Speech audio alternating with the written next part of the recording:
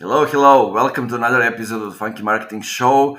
Today, I have a pleasure of hosting Christopher Roche, and we're going to talk about how to increase qualified pipeline and sales efficiency through mostly paid digital advertising. So, an interesting topics. We're going to go into the details, see how Christopher and his team are doing it. So, stay with us. But first, let's listen and watch that funky intro.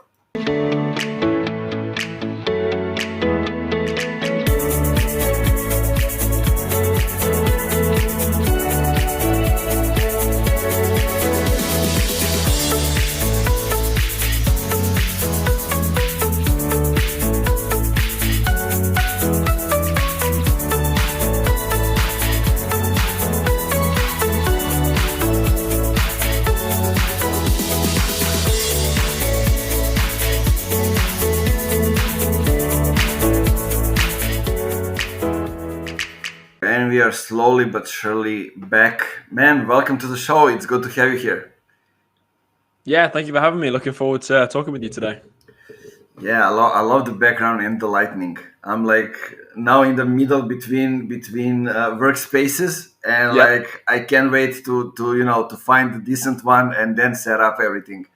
yeah. That was one thing that was kind of accidental when we bought the house. I think this was one of the kids' rooms, so they had this kind of like this was painted pink, and it was like everything was like had all these stickies on the wall. And then when we moved in, Nice. painted it, and then happened to set the desk up this way. And yeah, the amount of people that make comments on the background is quite interesting. Yeah, I mean, uh, it looks always nice when you are inside the shadows. Let's Yeah. call it like that, and the focus is on the light as it should be. So. Hmm. Yeah, I'm just now counting on the natural light at the Yeah. moment, but it's good that it's sunny outside. Yeah. Uh, so tell me, how are you these days? How are things? Good. Yeah, good. No, everything's going really well. We've experienced a lot of growth over the last specifically last 6 months has been pretty crazy. So everything is going really well. We're just figuring out now some issues you have with growth and kind of figuring that out, but all good problems on this side. Yeah, those are good problems to have.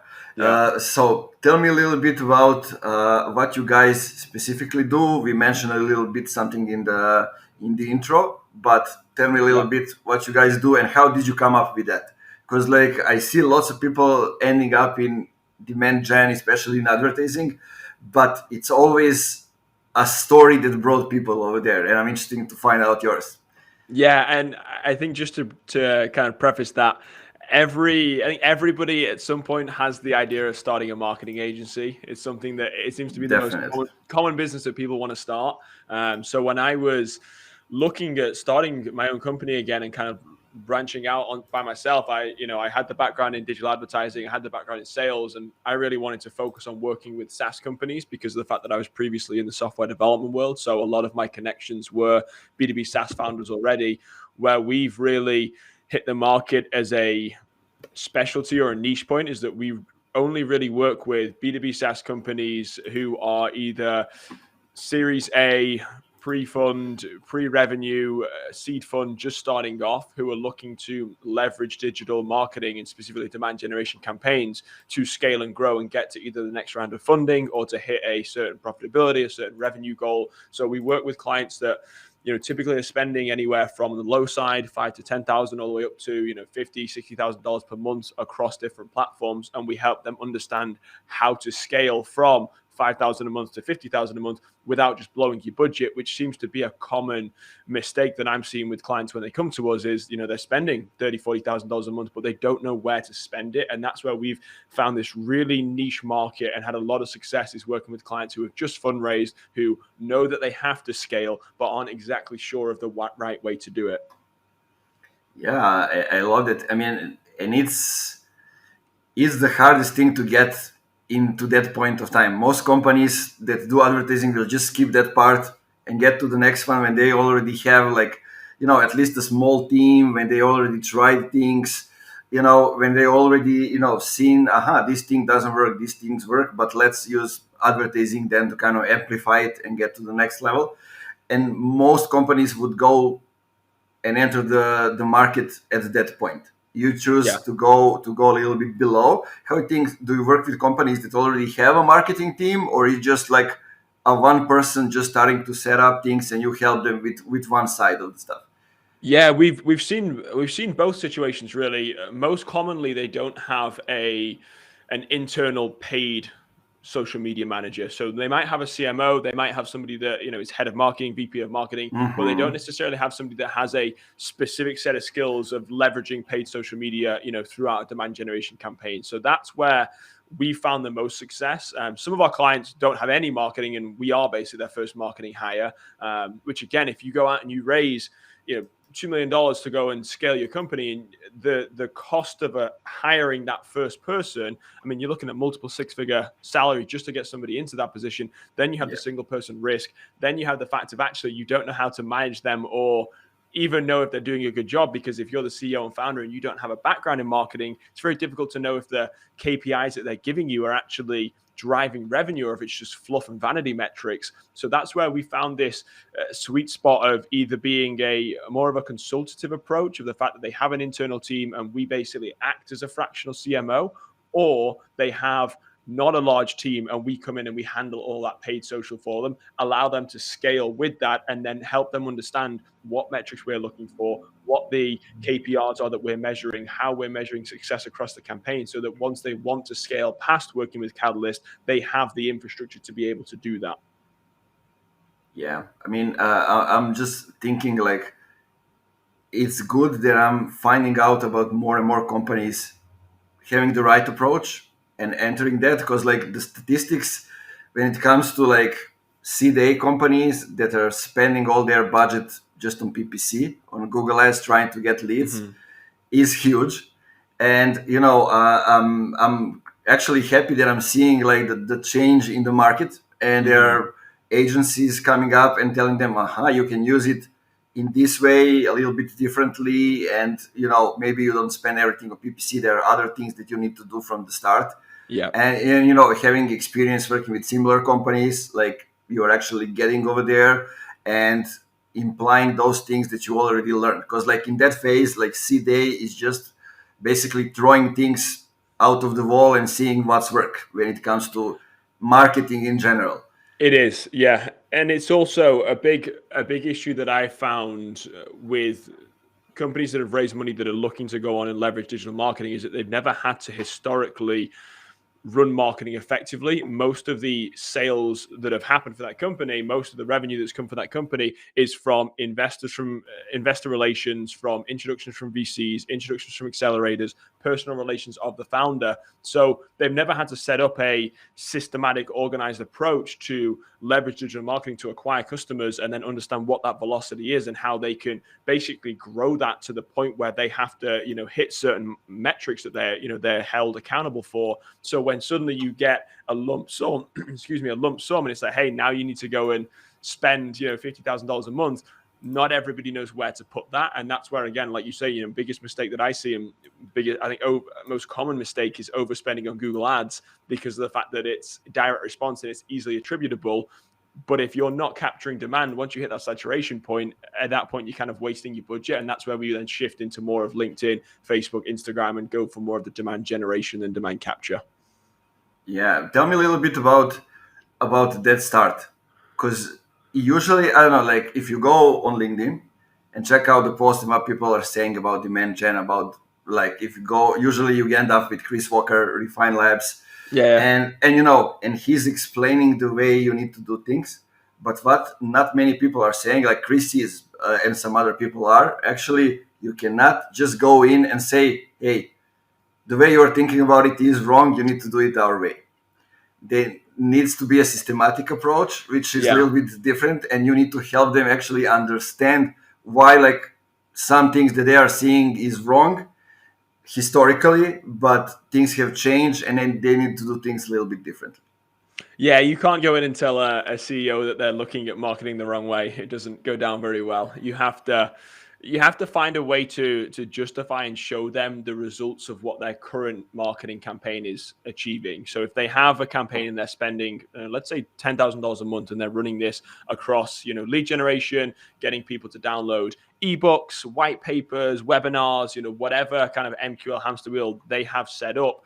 When you look at that and you break that down per funnel and you say, right, on Google, it's costing you X amount to get a lead to come in. On Facebook, X amount. LinkedIn, X amount. And you look at what that cost per lead is across each of the channels, and then break down what the conversion has been from a lead to a sales qualified opportunity to a proposal being sent to closed one. What you're most likely going to find is that conversion rate from lead to closed one is going to be less than 0.1%.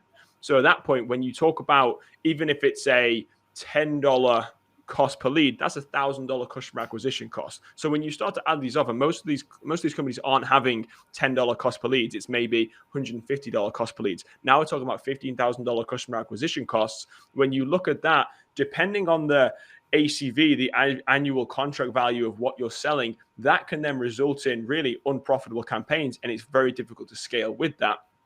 So what we then recommend is saying, right, how can we look at this with a different approach? We know what's happening right now is not working. We know we have to have an overinflated sales team just to be able to handle the sheer volume of leads that we're bringing in at the moment. So if we look at switching and ungating some of the content, focusing that content for consumption within the newsfeed, focusing on how we can move people further down the sales pipeline without necessarily having to have somebody reach out to our team, because most buyers want to be able to self-educate on the product before ever talking to a sales rep or an account executive. How can we shift that point of contact from, instead of following up and hounding these guys as soon as they submit a contact form, to where they can actually reach out? We can then have shorter sales cycles, we can have lower customer acquisition costs, and we can have the same results with a smaller sales team, which allows us to scale much more aggressively, should we increase the spend and should we have it in the right places. But it's a longer term approach. It's something that you have to have buy into the concept from leadership. And that's where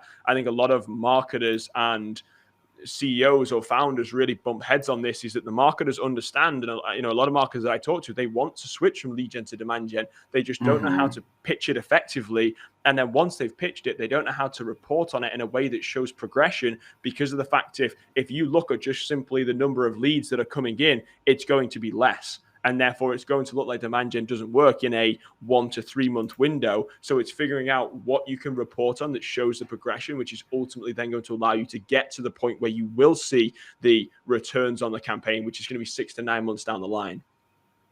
Yeah, I mean, the solution is always in what are we going to measure, right? In that way, because then you can see, these are the things that I need to do if I want to get this, and these are the things that I need to do if I want to get this. And always is like, lead generation has been here for a number of years, and it's mostly leads as a measurement because we couldn't measure marketing any other way. The decision makers didn't know how to do it any other way. Now there's technology, there's everything. We don't even need to, to get somebody's information to know that they have visited a certain page, or or those kind of things. And do we actually need to know when somebody is visiting the page? Which is and that's the additional, that doesn't matter. And that's the biggest thing that I'm talking with clients that we need to know, we want to know if someone's going to read our white paper. Why? What difference does it make? Well, we want to get the contact information.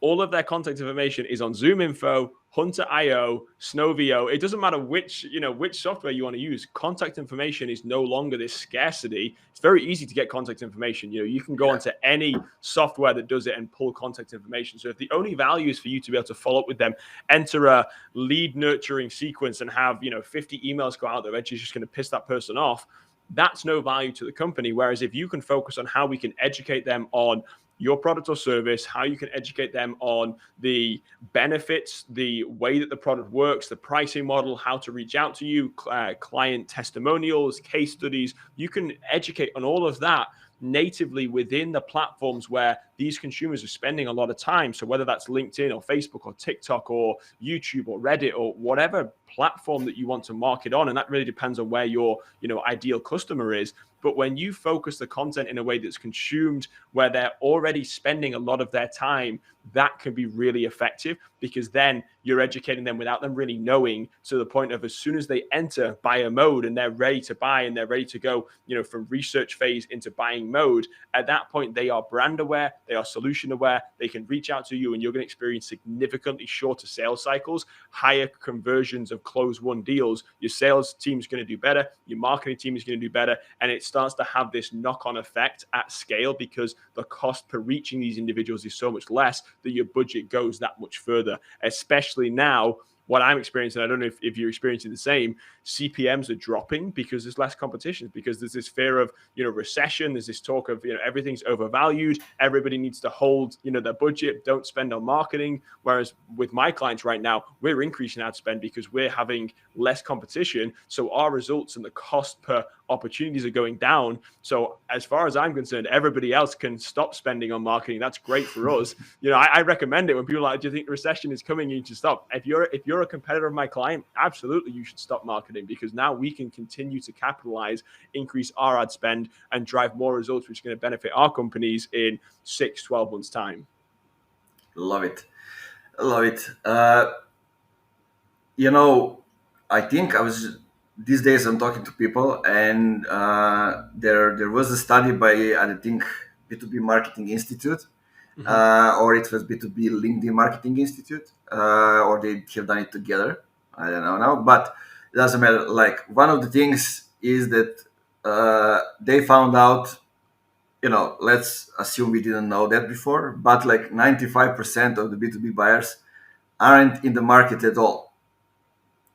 Like, only 5% or less than them are on the market ready to buy right now. I would argue 5% is high. I think exactly. I would say 2% tops is at least with my clients, and the number that we're seeing, 2% are ever in buyer mode. And what that means is that if you're trying to sell to them, if you're going to do outbound sales or you're going to do lead generation, not only do you have to drive them from the ad to the landing page, and let's say you have a 3% click-through rate, which is high. So 97% of people aren't ever going to click through. So you have a 3% click-through rate. Then from there, let's say a 10% conversion, which again is high on a landing page. Then from there, a 50% conversion of who's actually going to consume the content. Then from there, you've got a 3% chance of them actually being in buyer. I mean, we're talking minuscule numbers here. So when you focus on just trying to get those in buyer mode, you're going to really, you're trying to snipe prospects at this point. Like, you're trying to be the chance of finding them at that point is so slim. Whereas when you do this across a broader market, again, they don't have to be in buyer mode, because you can't sell to them when they're in buyer mode, but you can still educate them so that when they enter from the 97 to the 3% market, they already know who you are. And that's why you see shorter sales cycles. But yeah, it's a great point. And that's really demand capture versus demand generation. And that's, again, it's a fundamental misunderstanding that most B2B companies, they don't differentiate the two channels. And if you are getting into demand generation, a lot of companies right now, everybody wants to do demand gen. It's such a buzzword at the moment, but most people don't even understand the difference between demand gen and demand capture, which is really going to make or break how many deals are you getting in the next 3 months compared to how many you're getting in the next 12 months. And that's where understanding the difference and how you can allocate that budget, that will allow you to be successful. Exactly. Like that was something that I understood as, like, from the moment I started Funky Marketing, like 2.5 years ago. I think that's where the buzz started around it. But it took me sometimes that I realized, like, not many people understand that actually, and we need to simplify everything. And then, we started getting results and everything because we simplified the way we are actually, defining things. Like, this is inbound, this is demand generation, this is how we are closing demand, this is why we need to create more demand, like all those things. And like, at one time we reached the point when everybody's talking about demand generation, and I felt like, I want to get your opinion about it, that's what I'm talking. I felt like demand generation was equal to advertising at one moment. Seems like, like, companies were thinking about demand generation in only two ways, like old school, so SEO, HubSpot and all those things, and on the other hand, advertising, which is what's happening right now. And it's actually a lot more, in my opinion, than just like advertising or SEO. There's a brand, there's organic, there are lots of different stuff that gets into that bucket. Yeah, there's demand generation as a whole is a very broad topic, and it has several facets with that. When it comes to understanding that, and like you say, it's become a buzzword in the industry because everybody and their mother has a demand generation agency, and everybody talks about the benefits of it, and everybody should switch from lead gen to demand gen. Not every company is a good fit. Not everybody. It doesn't make sense for a t-shirt company that sells $45 t-shirts to do demand generation. You're just never going to get a return on it. You have to have that direct response to be able to really justify it. It happens. Are you there? Yeah, we're here. Okay, it happens. Live streaming. No, you're good. No, I was saying, demand generation doesn't make sense for every company. If you're a t-shirt company selling $45 t-shirts, you're never going to get a return by investing on demand generation. It has to be direct response, try and make that. It's an impulse buy. So it doesn't make sense for everybody. And that's, again, the first thing is that not everybody should switch to demand gen. Companies that, in my opinion, have an ACV over $10,000, that's really the threshold. If you're selling something that's $50,000, $60,000 ACV, absolutely you should be doing demand gen, not lead gen. No brainer. If you're selling something that's $500 ACV, demand gen probably isn't going to work for you. And that's where, again, I have some clients where it's like, hey, this approach isn't going to be as effective. Let's look at more of a direct response because we're getting people to, really straight away go into and make that decision. In terms of mixing paid social with organic, there is a lot to be said. Coming on a podcast like this is a great example for both of us of demand generation techniques because of the fact that we are producing content that can be consumed organically within LinkedIn, within podcast platforms. Afterwards, I can redistribute this for TikTok. Now, this is a great example of individual creating demand. And this is where, when I work with clients and we have a CEO and we have a VP of sales, we're looking at how we can create that personal brand, that founder's brand, to the point of where they can start to really drive their own traffic, to the website from their own personal brands. And when I mentioned earlier having this overinflated sales team, one of the best examples that I've managed to convince and really get clients to do is that when you have a 10-person sales team and you're doing, MQL lead gen, they're all busy because they're getting a ton of leads. The moment you switch to demand gen, you got 10 sales guys that don't necessarily have that much work to do because they're not getting 1,000 leads a week that are coming in. So then when you switch that and say, right, we're going to switch to demand gen, let's have you focus now on how you can produce content, how you can connect with people in your industry and build authentic relationships via social media at scale. That is going to allow your individual sales reps to really be able to invest in their own demand generation techniques and their own personal brand. And that's very, very effective at scale over a longer time period. And that's what we've seen with our clients now, that individuals are starting to have these great personal brands. And for me, it's been helpful, the fact that I invest so heavily into it, for clients to be able to understand exactly the way to do that. Yeah. I mean, at this point, I'm kind of like just looking at marketing in two ways, like sales activation or brand building. And basically, one is short term, the other one is long term, but bringing the results in the short term as well. And let's see, Amir said Patagonia does demand gen. Probably a comment when you were mentioning, how pricey is your product or the service, and should you do demand gen or no at the moment. But it's interesting, like Patagonia does brand a lot. Patagonia has a great community and a great brand around their product. They have a great mission. They have a tremendous story going into that. And that, again, I mean, that is fundamentally basic demand gen with that. If you're a new company that's coming to me and you say, hey, I want to start a t-shirt brand, I'm not going to tell you to invest in demand gen and to invest in create a community straight away. I want you to invest in going and making sales and doing it at a profitable return on ad spend. So yes, there are outliers and anomalies with that. Patagonia is a great example because they do have such a strong brand. But yeah, the fundamental rule is, for me, $10,000 ACV is kind of that threshold.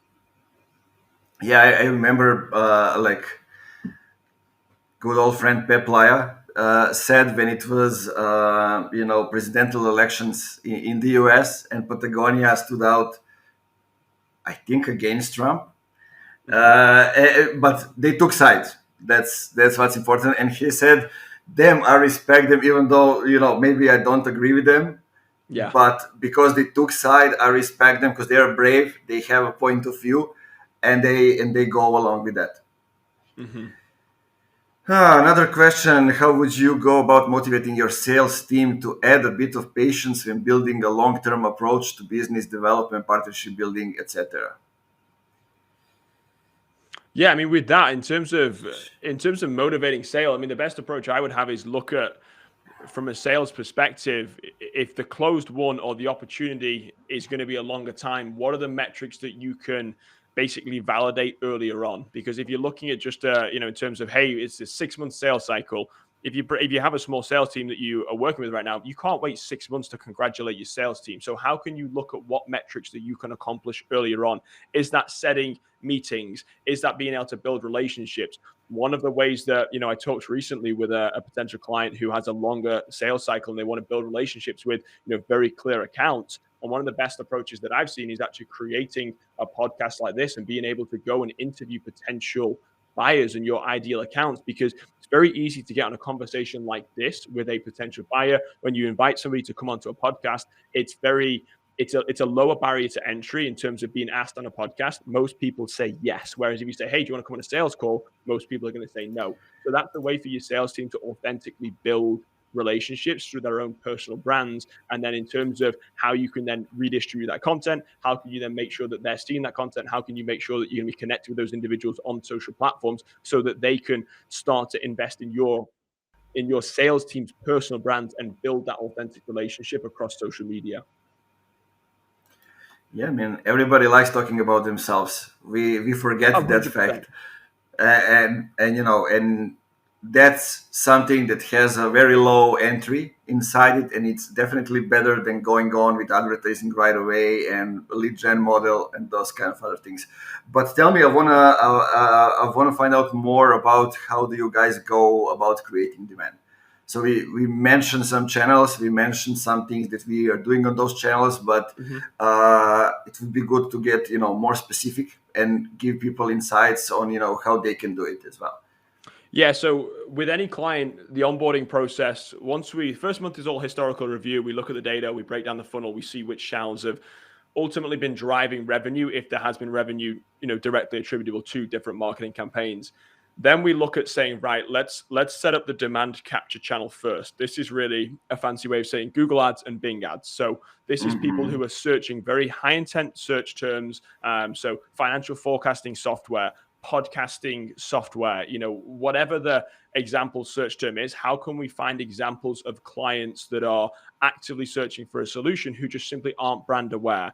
With any demand capture channel, kind of like we mentioned earlier, there's only ever going to be about 3% of the market that's in buyer mode. So you're going to have a very quick saturation point depending on the number of search terms that you have, obviously, depending on the size of the market. For your company, that could be $5,000 a month. It could be $50,000 a month, depending on the number of search terms that you can really appear at the top of the page for. But once you identify what those high intent search terms are, don't go past that budget, because then you're going to see the diseconomies of scale of really in that diminishing returns of the fact that you're overbidding on keywords, you're overbidding in the fact of you're just spending too much than you need to. And at that point, we shift the remaining budget into channels like LinkedIn, into channels like Facebook, channels like Instagram, and we're starting to experiment more and more with TikTok at the moment.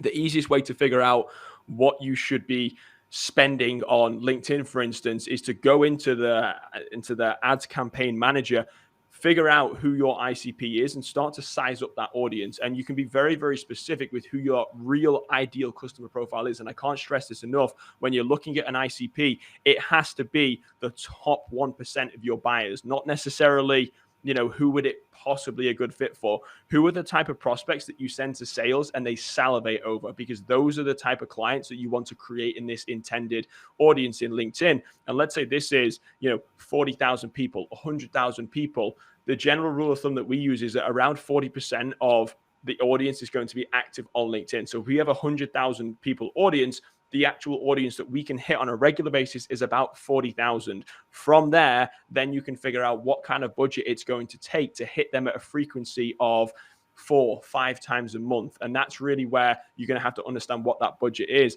And then you can start to produce content that's going to help educate them on the product or service and bring them through a journey. And this is the demand generation. So I would start off with very high level carousel images showing the benefits of the product, introducing them to the product, maybe stories from the founder, podcast highlights and things like this, where people can start to just have that little bit of brand affiliation, start to consume content. Then you can move into pre-recorded demos, 90-second demos, carousels of different case studies that are coming through, showing the results, interviews with clients, testimonials, and all of this content can be served up over a given time period where every month you refresh the content so that everybody in your ICP is seeing new content from you. So with one of my clients right now who are running, a very successful campaign with LinkedIn ads, every month we're uploading 2 new videos of case studies of different companies that are utilizing their platform and their software. So every single time that potential buyer comes on LinkedIn, they're seeing more and more companies in their audience and in their peers that are using it. They're seeing the engagement from people within their world that are saying, hey, this product is great, we love this. And we're starting to see how that is now driving a tremendous amount of organic traffic. We're really seeing an increase in the number of demo requests, and the sales cycle has gone from what was 270 days to less than 60 days now over the course of a 7-month campaign that we've been working with them. And that's been really effective. I see a question there that says, is LinkedIn ads working? If done correct, that seems to be like the question everybody's asking these days. Like, we have an event tonight talking about LinkedIn, and like I asked guys, do you have any questions? Like, LinkedIn ads, are they working? Absolutely. If you do it right, yeah, absolutely. It's having the ability to run a campaign that drives results, though. And what I will say, LinkedIn ads CPMs are significantly higher than Facebook, Instagram, TikTok. So when you're looking at retargeting, I typically prefer to retarget on those kind of channels. So if somebody's hitting a high intent, page on the website, I will retarget on Facebook and Instagram rather than LinkedIn, depending on the budget mix that we have.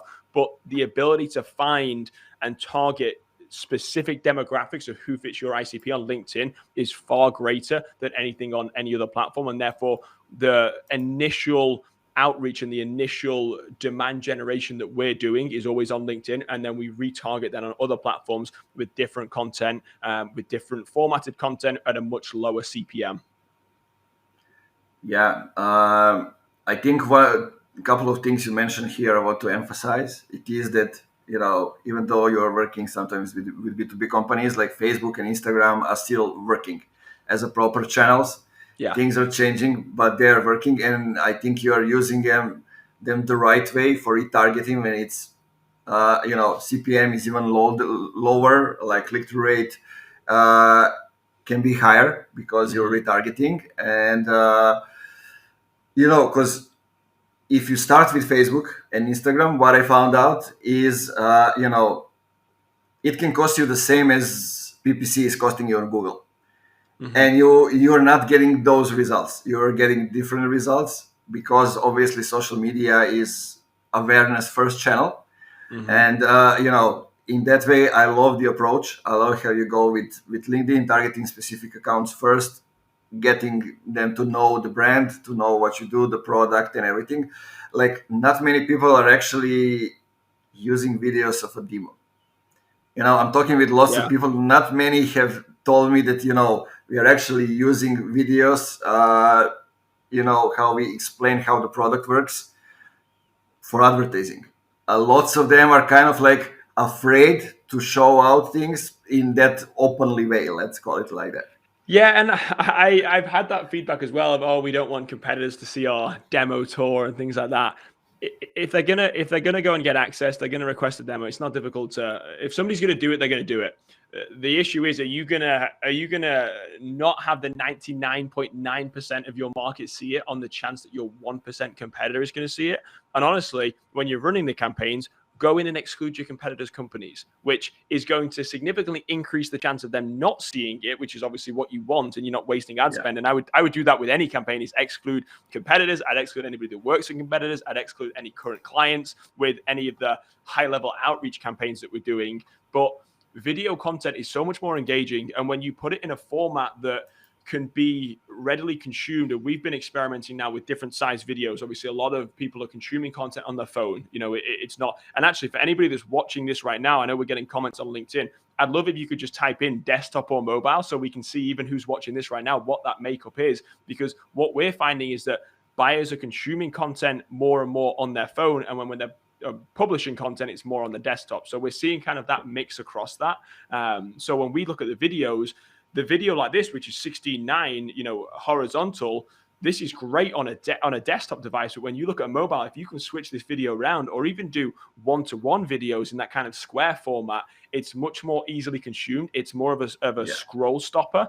And you can looking at how the consumption rates of those videos, per campaign, how many people are reaching 100%? What is the conversion rate of getting to 50% of the video? Start to measure that on the engagement factors of that. And those are the metrics that, when we talked earlier, how do you value a demand generation campaign? How do you report on a demand generation campaign? How can you basically look at what the consumption is? These are the metrics that I would be, if I'm a CMO who wants to switch to this, saying to my leadership, hey, we've had 1,000 people in our target audience consume 100% of this video. It's cost us X amount, and we're seeing the engagement from these types of people on LinkedIn, which are the high-level indicators that not only is it being seen by the right people, but it's actually doing its job. It is actually entertaining. It's educating. We are seeing a real effect in the terms of these people can watch this. Whereas if you just do a case study, they have to click to it, you've no idea how many people are actually watching that or going to the landing page. Exactly. I mean, for me, advertising in the terms of demand generation, in terms of B2B, it's basically amplifying what we are already doing organically when it comes to content distribution and the way we create content, basically making sure that the right people are actually consuming the content that we are distributing to them. Because if we give them just enough for each stage, they will go to the next one. And then we are basically creating relationship with them, exactly what you were talking about. And when they are ready, they don't go to Google. It's direct. They make buying decisions differently. If you are top of mind, if somebody is top of mind, great. It means that you have done what you needed to do. Otherwise, 3 more ways going into the community and asking like 20 people that they know over there. So it means this is also where you need to be with your marketing. So, get that those people are recommending you. Being in the feed, which means they post something, people go ahead and recommend it, or just calling 3 other guys from the industry, more experienced one, for example, somebody that they're peers, and asking, hey guys, do you know, I don't know, Nemanja or Amir or whoever it is? Have you worked with them? Do you know, how do they do? Or do you know this tool? Have you tried out already? And this is how the decisions are being made. So your marketing has a task to be there when those things are happening. Yeah, absolutely. And that's really where, to me, that's word of mouth at scale. And that's what, when you invest into producing content, specifically video content like this that can be consumed, this is for me, I produce content every day on LinkedIn. I'm sure you've seen the TikTok style ones, I have the subtitles and all of that.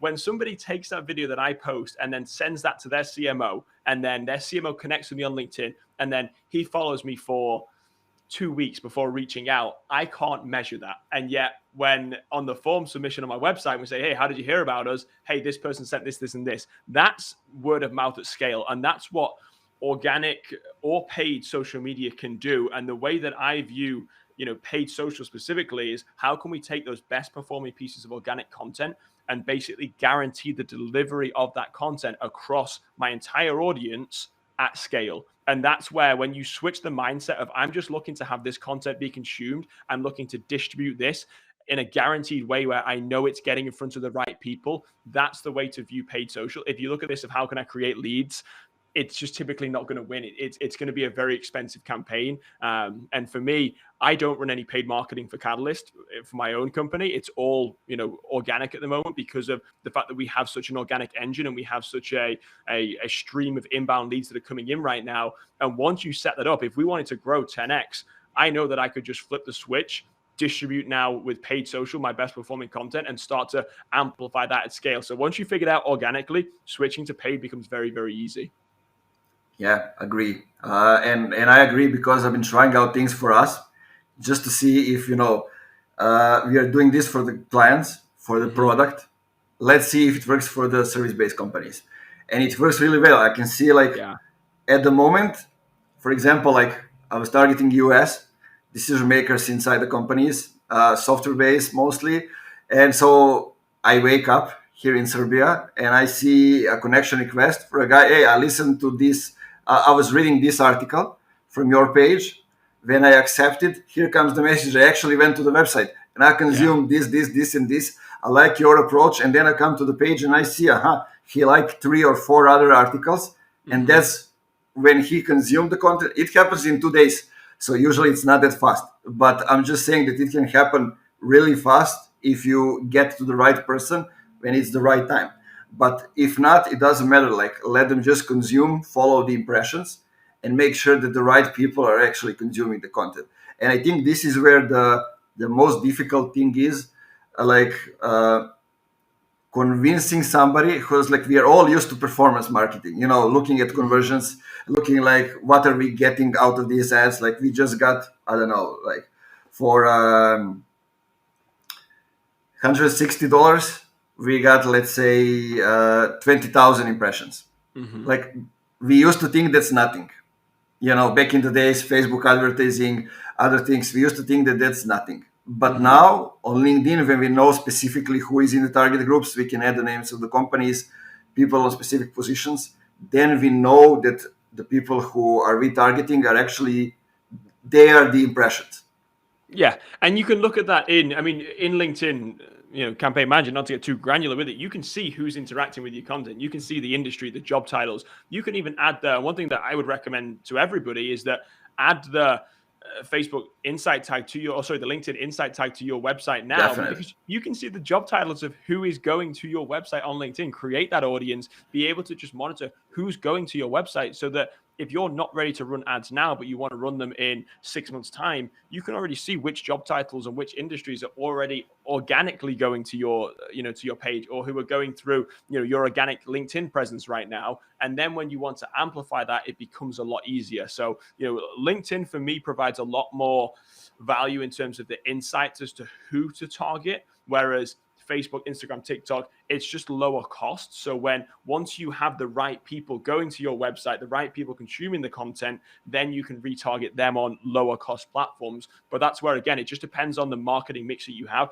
If you only have a $10,000 budget per month, you can't do all of this. It's too much. If you have $100,000 per month, absolutely we can start to look at this. And that's where, depending on the size of the client that works with us, we have a very specific recommendation, and it's really a custom recommendation. There is no set playbook that we have to, to work with anybody. It has to be all a custom approach that we take. I agree with all. I think others are agree. Amir is always the most active listener, as you can see. I guess that's good. So is there something that we didn't mention? I think we just scratched the surface, but it doesn't matter. We add another episode. Is that something that's on top of your mind that we didn't mention and that you want to say right now to the people listening? I would say the biggest thing on the top of my mind right now, which I did touch on briefly, is the uncertainty of what's happening at the moment. Not only are my clients still raising capital successfully, we have a client that's just closed around, literally this month. We have another couple of clients who should be closing in the next couple of months. Capital is still moving. I know there is a certain uncertainty in the world right now with, valuations, and if you have the fundamentals set up correctly and you can show that you're acquiring at a profitable rate, you're still going to go out and acquire capital. So that uncertainty, I think, is a little bit superficial in the fact that it's coming from VCs that ultimately then get a discounted investment on your company as well. So, always take it with a grain of salt, everything that you're seeing, kind of these scare tactics with that, regardless of if you're able to, raise capital in 2 months or 6 months, whatever that timeline is.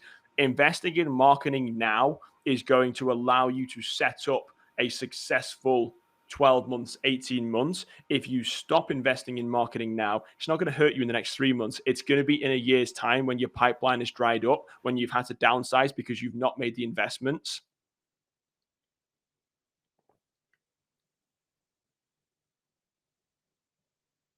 Okay. Are you there? Okay, I'm there. Awesome. Yeah, I was just saying with it's not hurting you now. It's in the long term, it's going to hurt you, and therefore, what I'm seeing with my clients is increased performance at the moment, and I firmly believe, and I can continue to monitor it, that it's only going to get more efficient because so many companies are scared to invest right now. So if you can be aggressive and you have the runway to be able to do that, now is the best time to invest in demand generation. And this recession is going to accelerate that switch from lead gen to demand gen because the conversion rates that we've already talked about, it's too low. Whereas if you can successfully implement a demand generation campaign at scale, you're going to have far greater pipeline in 12 months' time. Yeah, exactly like Locke had said, I think last week or something like that in an episode, like in a recession, uh, the demand for those who create demand increases. Oh, Because like 100%. because most companies, what they do in recession, they go and we cannot reach to close desired accounts, so we're going to invest more money into trying to reach them, and then more and Yeah. then more, and they get into this bubble out of which like not all the companies are getting out. Mm-hmm. Because like the number of you said like 2%, well, it's going to go lower, right? Absolutely, yeah. People are gonna So people are gonna stop buying. People are gonna say, "Hey, we're putting a freeze on purchasing any new software for the next 12 months, the next 6 months, whatever that timeline is." So you have this now 1% who's actually in buyer mode, but how can you continue to serve and educate that 99% so that once basically the floodgates open again, you're top of mind and your product or service is top of mind? And that's a great way of putting it. And that really is the epitome of demand generation right now. And that's why I think there's going to be this accelerated shift. And if you can make that change now, you will have a very successful and fruitful next couple of years. If you struggle to make that change or you just simply ignore the change, you're going to get left behind in the next 12 months. yeah, I agree. And looking from both of our sides, like I'm pretty much excited for what's coming. As being Oh, somebody who works in creating demand, I mean that's a great space to be at the moment. yeah, we've had more inbound requests in the last 6 weeks than we have, kind of previously, every month that's going on. We're seeing our demand is increasing because of that. And then especially when you look at being able to reduce costs. I mean, most companies that have a 3-person marketing team, that's $100,000 a month just in salary. Not to mention benefits and everything else. There's significant costs associated with having these internal teams that just simply aren't performing. So if you have an internal lead gen team and you want to make that switch, that's where agencies like my agency like your agency, that's where they become very, very cost effective to allow you to scale and allow you to achieve those results. Agreed.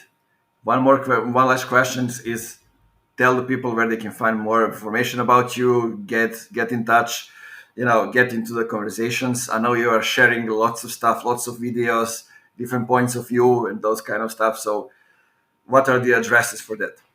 Yeah, I mean, honestly, best place to find me is going to be LinkedIn for a lot of the content that I'm consuming or producing. Sorry, so LinkedIn is going to be one of the best places. I also I've been dabbling with TikTok. I say for the last couple of months, I've been kind of really starting off with that. But it's a great place to view all of my videos at once. So I say it's almost like a library for me at the moment, which is the way I really like Yeah, TikTok. You can just go through and consume them.